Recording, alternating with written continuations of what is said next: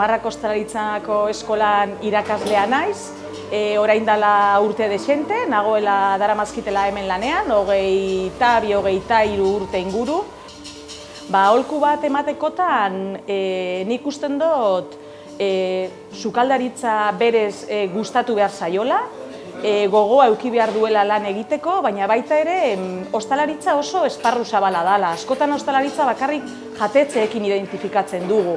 Eta noski, ostalaritzaren arlo bat jatetxeak eta sukaldeak dira. Baina sukaldeetan esparru handia dago.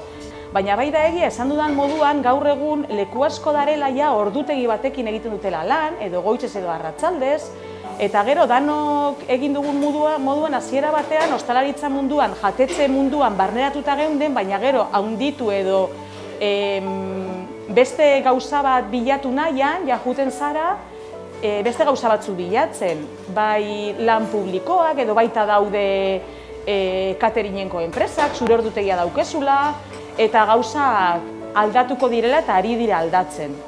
Eta ari dira aldatzen ikusten dut bide honetik. Eta gogoa eukitzea eta aukeratzea profesio bat, benetan lan asko dagoela. Lan asko dago. Eta profesionalak behar direla ostalaritzan.